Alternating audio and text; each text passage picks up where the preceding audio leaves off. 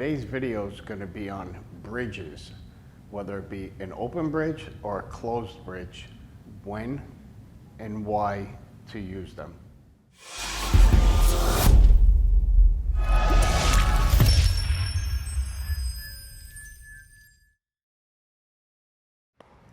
Hey everybody, welcome to Learn Billiards. I'm Mitty Altman, your PBI instructor. All right, so we're at the table, and remember, this is about bridges. What type of bridge should you use on different shots? There are a lot of people that play with open bridge the whole game or a closed bridge. I'm showing you what's highly recommended. So let's look at a basic shot, all right? Straight in shot, I just want to stop the ball. If I'm hitting center on the cue ball,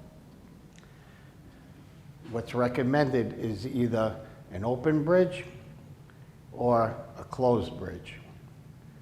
If I'm hitting below center, what's highly recommended is a closed bridge. If I'm hitting above center, what's highly recommended would be your open bridge, all right? On the open bridge, it's much easier to arch up and get higher. See how I could keep my cue level and go above the cue ball?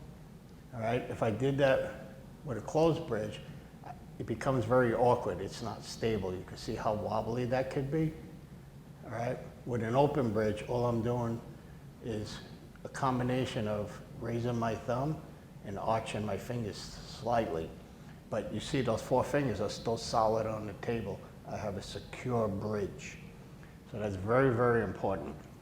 So again, center on the cue ball, either open or closed. Below center, you want to use, like right here, below center, you would want to use the closed bridge. Above center, you want to use the open bridge, all right? And then there's many, many variations, but that's your basic setup for bridge hand. Now I'm going to do a close-up on it so you can see even better. All right, so here would be my closed bridge. All right, then I'll come down into my shot with my open bridge. Now remember, try to spread your fingers nice and wide to create a firm base. You want your index finger, all right, to come up on the other side. So you see what I mean? My index finger is not parallel with the cue. I'm bringing it over to cross over, and then my thumb raises up. And then for your closed bridge, all you're doing is placing your hand down, bring your index finger up, cue goes underneath, and your index finger and your thumb, so you can see right there, come together like that. All right, so you get a nice secure bridge right there. The cue is gonna have minimal, and I mean extremely minimal movement in this regards. All right, so I like to come into the shot. All right, I come down into the shot already basically in that position, meaning if I know I'm gonna use a closed bridge on the shot, I come down into it closed already. If I'm gonna use an open, I come down with the open bridge already. So, and then we'll look at some variations of the open and closed bridge. All right, so let's say the cue ball's somewhat close to the rail, all right? I could use that closed bridge off the rail. I could use the open bridge off the rail, or what I could do is you come down with these two fingers, okay? Your index and your middle finger, and you place it right over the cue. All right, a lot of people take their rail shots like this. Again, you gotta find what's comfortable for you, but these are the ones that are highly recommended. So a lot of times I'll fold my thumb underneath and bring these two, my index and my middle finger, right over. All right, so, and also you see I'm bending my fingers, grabbing the rail, so I have super secure bridge. Again, you find what works for you, but either the easiest way that I show people for a rail bridge is to just these two fingers, you come down, thumb is on one side, and it's a nice, easy bridge, all right? And then again, you know, if you want, take your thumb, bend it under, and bring it like that. So again, see which one's comfortable for you.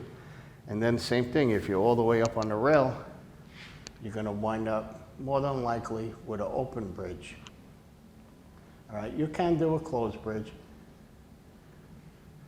but a lot of people take rail shots with an open bridge. All right, now if the cue ball's all the way out over here, I really don't want to be stroking all the way out into the middle of the table, all right, with a rail bridge. There's too much tendency for error, meaning the cue, the shaft itself, the tip wobbling left to right, all right? So you have the room, come down onto the table, get closer to that cue ball. You want a nice stable bridge. So again, the bridge is much stabler here, whether it be closed or open, versus floating out towards the center of the table using a rail bridge. And I see people do that. So please try to avoid that.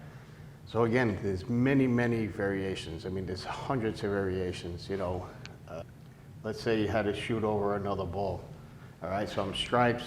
I can't use, you know, my traditional, meaning bridge getting down like that. I'm forced to use an open bridge. So all I'm doing is the same concept, the open bridge. All right, spread my fingers. I'm leaning into the shot and arching my fingers. I'm bringing them all the way up. All right, so I get over the object ball. So I could go ahead and take the shot.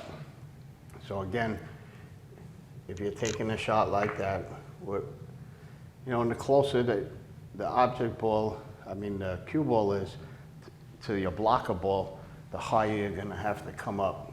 So you have to get jacked up over the shot. But there are your basic bridges to get you started in playing better pool.